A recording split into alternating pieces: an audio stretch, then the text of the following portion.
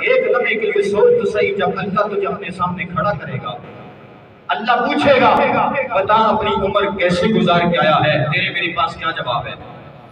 ہر بندہ سوچے کیا جواب ہے کہ میں نے ساری زندگی منافقت میں گزاری ہے، میں نے ساری زندگی بدکاری میں گزاری ہے، میں نے ساری زندگی جھوٹ میں گزاری ہے، میں نے ساری زندگی لوگوں کے حقوق کو دبانے میں گزاری ہے، میں نے ساری زندگی لوگوں کا ناحق خون بہانے میں گزاری ہے، میں نے ساری زندگی شریعت مصطفی کی دھجیاں اڑانے میں گزاری ہے۔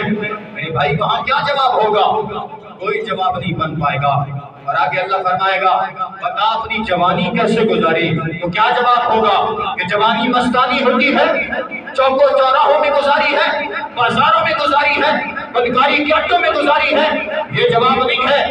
وہاں تو جواب اسی کا بن پائے گا، رب کی رحمتیں اسی کا پڑھ کے استقبال کریں گی جو وہاں کہے گا مولا میں نے تو اپنی جوانی کو بھی محمد نبی کی غلامی کی نکیل ڈال کے مسلے پہ صرف کر دیا تھا۔ جس جوان نے ساری زندگی جوانی خرافات میں گزاری ہوگی، عیاشی بدماشی میں گزاری ہوگی، وہ اللہ کے حضور جواب کیا دے گا؟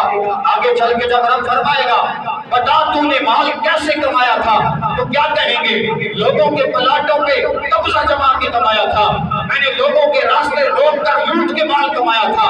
کیا جواب دو گے؟ میں نے حرام خوری کا بازار گرم کیا تھا، میں نے رشوت خوری کو معمول بنایا ہوا تھا، میں نے سود خوری کا اپنا بزنس بنایا ہوا تھا۔ کیا جواب دے گا وہاں پہ؟ وہاں جواب ایک ہی دینے والا کامیاب ہوگا جو کہے گا مولا اگرچہ تھوڑا تھا حلال کمایا تھا۔